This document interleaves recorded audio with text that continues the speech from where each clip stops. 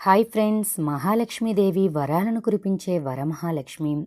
ఈ వరమహాలక్ష్మి వ్రతాన్ని చేసుకునేవారు, వరలక్ష్మి వ్రతం ఆచరించేవారు ఏ ఏ వస్తువులు ముందుగా సిద్ధం చేసుకోవాలి, ముఖ్యంగా వరలక్ష్మి వ్రతాన్ని ఏ సమయంలో ఆచరించాలి అంటే పూజ ఉదయం చేసుకోవాలా, సాయంత్రం చేసుకోవాలా, ఏ సమయంలో చేసుకోవాలి, అమ్మవారి కలశంలో ఏ ఏ వస్తువులు వేయాలి అనేటువంటి అన్ని విషయాలను కూడా ఈ వీడియోలో మనం క్లుప్తంగా తెలుసుకుందాం.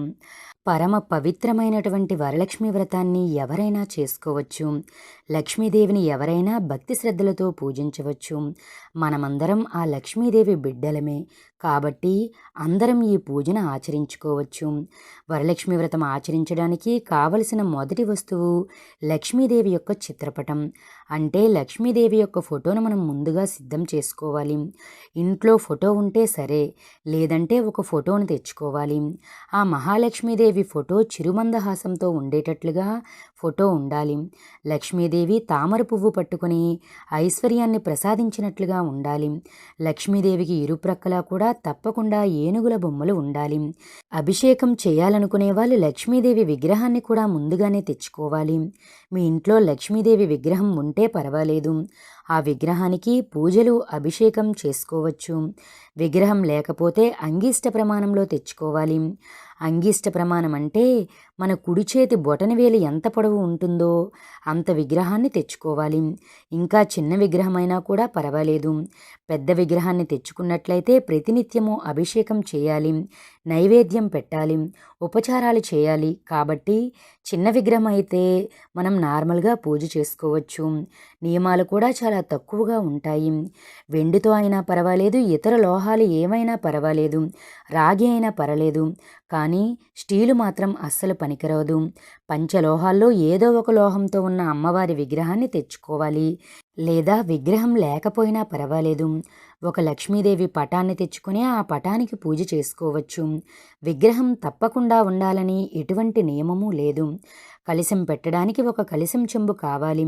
వెండి చెంబైనా పర్లేదు, ఇత్తడి రాగిదైనా పర్లేదు, మరలా స్టీల్ చెంబు మాత్రం పనికిరాదు. ఆ తర్వాత మహాలక్ష్మీదేవిని స్థాపించడానికి ఒక పీట కావాలి. ఆ పీటకు పసుపు రాసి బొట్లు పెట్టి దాని మీద పద్మం ముగ్గు వేయాలి. దాని మీద ఒక కొత్త రవికల గుడ్డని కానీ లేదా ఏదైనా తెల్లని బట్టను కానీ వేసుకొని దాని మీద ఒక విస్తరాకు కానీ ఒక అరటాకు కానీ పెట్టి ఒడ్లు పోయాలి. ఒడ్లు అంటే ధాన్యం. ధాన్యం అంటే లక్ష్మీదేవికి చాలా ఇష్టం కాబట్టి ధాన్యం అందుబాటులో ఉంటే అవి పోయాలి. ఈ విధంగా బియ్యాన్నైనా పోయవచ్చు. కలశంలో వేయడానికి మామిడాకులను తెచ్చుకోవాలి. పూజకు మనం ఒక 5 కొబ్బరికాయలను ముందుగా సిద్ధం చేసుకోవాలి. కలశం మీద పెట్టడానికి ఒక కొబ్బరికాయ, వ్రతంలో కొట్టడానికి ఒక కొబ్బరికాయ, సాయంత్రం అమ్మవారికి పూజ చేసినప్పుడు కొట్టడానికి ఒక కొబ్బరికాయ, ఉద్వాసన చెప్పడానికి ఒక కొబ్బరికాయ, అమ్మవారికి మనం వాయనం ఇస్తాం కదా, ఆ వాయనంలో పెట్టడానికి ఒక కొబ్బరికాయను, ఇలా మనం 5 కొబ్బరికాయలను తెచ్చుకోవడం మర్చిపోకూడదు. ఆ తర్వాత అమ్మవారికి సమర్పించడానికి నలుగు సామాగ్రిని తెచ్చుకోవాలి. నలుగు సామాగ్రి అంటే మనకి పూజా స్టోర్లో ఇస్తారు. ఇందులో చిన్న అద్దము, దువ్వెన, కాటుక ఇలాంటి సామాగ్రిలు ఉంటాయి. ఇవి లక్ష్మీదేవికి చాలా ఇష్టం. ఇవి అమ్మవారికి సమర్పించడం చాలా మంచిది. ఎందుకంటే అమ్మవారు పెద్ద ముత్తైదువు కాబట్టి ఆవిడ్ని ఇంటికి మనం గౌరవిస్తున్నాం, పూజిస్తున్నాం కాబట్టి ఈ నలుగు సామాగ్రి అమ్మవారికి సమర్పించడం చాలా మంచిది. వరమహాలక్ష్మికి కట్టడానికి లేదా చూపించడానికి ఒక చీరను తెచ్చుకోవాలి. అదేవిధంగా ఒక 11 లేదా 12 రవిక గుడ్డలను కూడా తెచ్చుకోవాలి. ఎందుకంటే సుహాసినులు వస్తారు కాబట్టి వాళ్ళకి తాంబూలం వాయనంతో పాటు రవికల గుడ్డను కూడా ఇస్తే మంచిది. మనకి ఎంత స్తోమత ఉంటే అంటే మనకు ఓపిక తగినట్లుగా ఎంతమందికైనా సుహాసినులకి ఈ వాయనాలను ఇవ్వచ్చు. అలాగే గాజులను కూడా తెచ్చుకోవాలి. పచ్చని గాజులు తెచ్చుకుంటే చాలా మంచిది. సుహాసినులకు పచ్చని గాజులు ఇవ్వడం వలన మన కుటుంబం పచ్చగా ఉంటుంది. అలాగే వరలక్ష్మి వ్రతం రోజు శనగలను పంచిపెట్టడం చాలా మంచిది. వచ్చిన సుహాసినులకు శనగలు కూడా ఇవ్వాలి.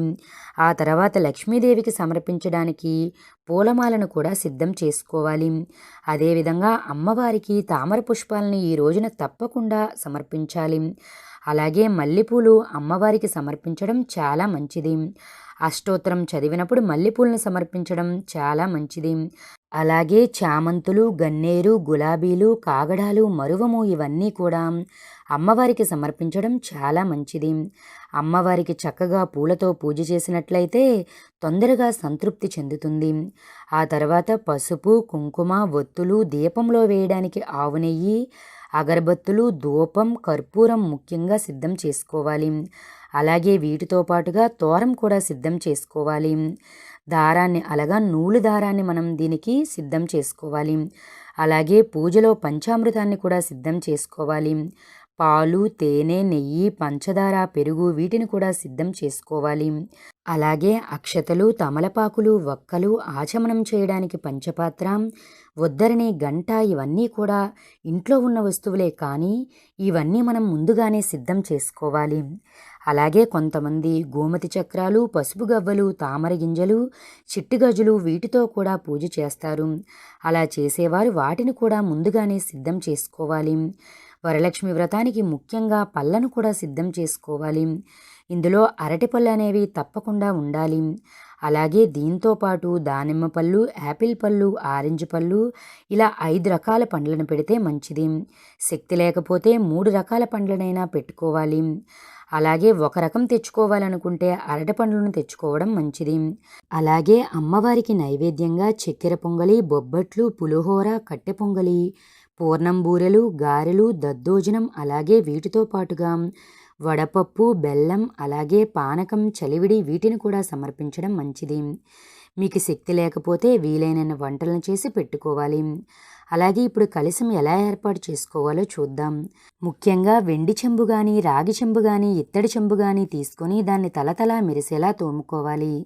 దానికి పసుపు రాసి కుంకుమ బొట్లు పెట్టాలి. దాని కింద చక్కగా ఒక ప్లేట్ పెట్టుకొని ఆ ప్లేట్లో బియ్యం పోసుకోవాలి. దాని మీద కలశం పెట్టాలి. ఆ కలశానికి చక్కగా పసుపు కొమ్ముని కట్టాలి. దారాన్ని ముడివేసి ఈ విధంగా పసుపు కొమ్ముని కట్టినట్లుగా అయితే చాలా మంచిది. ఎందుకంటే అమ్మవారు మాంగళ్య దేవత కాబట్టి ఈ విధంగా కలశాన్ని కట్టడం మంచిది. ఆ కలశంలో కొంతమంది బియ్యం పోస్తారు, మరికొంతమంది నీళ్లు పోస్తారు. ఏ సాంప్రదాయం ఉన్నవాళ్ళు ఆ సాంప్రదాయం ప్రకారంగా ఆచరించాలి. ఒక ప్లేట్లో బియ్యం పోసి దాని మీద కలశం పెట్టి కలశంలో నీళ్లు అలాగే కొద్దిగా పాలు కూడా పోయాలి. ఎందుకంటే లక్ష్మీం క్షీర సముద్ర రాజతనయం అంటాం కాబట్టి పాలను పోయడం వల్ల లక్ష్మీదేవి అనుగ్రహం కలుగుతుంది. అందులో పసుపు, కుంకుమ వేసి అందులో వెండి నాణెం కానీ, రాగి నాణెం కానీ వేయాలి. అలాగే కొద్దిగా అక్షింతలు, అలాగే ఒక 3 యాలకులు, 3 లవంగాలు కూడా వేయాలి. ఒక పుష్పాన్ని వేయాలి. మరికొంతమంది పంచ పల్లవాలను కూడా వేస్తారు. ఇవి పూజా స్టోర్స్లో దొరుకుతాయి. వాటిని కూడా వేయడం చాలా మంచిది. అలాగే ఇవన్నీ వేసిన తర్వాత దాని మీద మనం మామిడాకులను పెట్టాలి. మామిడాకులను పెట్టి కొబ్బరికాయకు పసుపు పోసి అలాగే బొట్లు పెట్టి దాని మీద ఈ కొబ్బరికాయను పెట్టాలి. ఈ విధంగా కలశాన్ని ఏర్పాటు చేసుకోవాలి. పూజ అయిన తర్వాత మరుసటి రోజు శనివారం రోజున అమ్మవారికి ఉద్వాసన చెప్పి ఆ కలశం కింద బియ్యాన్ని పొంగలి చేసుకుని కుటుంబ సభ్యులంతా తినవచ్చు. కలశానికి కట్టిన పసుపు కొమ్ము దారం ఏం చేయాలంటే దాన్ని 2 రకాలుగా ఉపయోగించవచ్చు.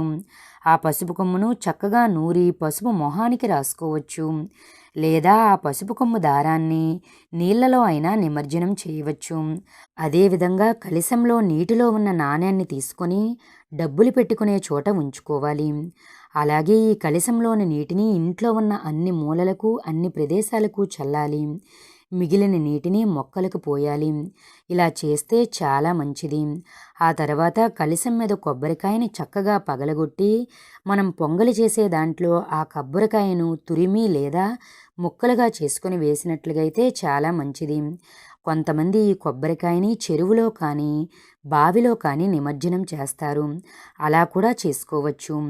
వరలక్ష్మి వ్రతం ఏ సమయంలో చేస్తే చాలా మంచిది అంటే సాయంత్రం 5 గంటల నుంచి 7 గంటలకు చేస్తే మంచిది.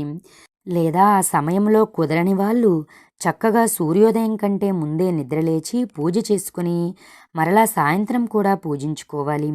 విన్నారు కదండి, వరలక్ష్మి వ్రతం రోజు ఎలా పూజ చేసుకోవాలి, సిద్ధం చేసుకోవాలో చూసాం కదా. ముందుగానే ఈ వస్తువులన్నీ చక్కగా సిద్ధం చేసుకొని అమ్మవారిని శ్రద్ధాభక్తులతో పూజించి అర్చించి అమ్మవారి యొక్క అనుగ్రహాన్ని పొందుదాం. ఫ్రెండ్స్, ఈ వీడియో మీకు నచ్చినట్లయితే తప్పకుండా లైక్ చేయండి, కామెంట్ చేయండి. మరిన్ని ఇటువంటి లేటెస్ట్ వీడియోస్ కోసం మా ఛానల్ని సబ్స్క్రైబ్ చేయడం మాత్రం మర్చిపోకండి. Thank you for watching our video.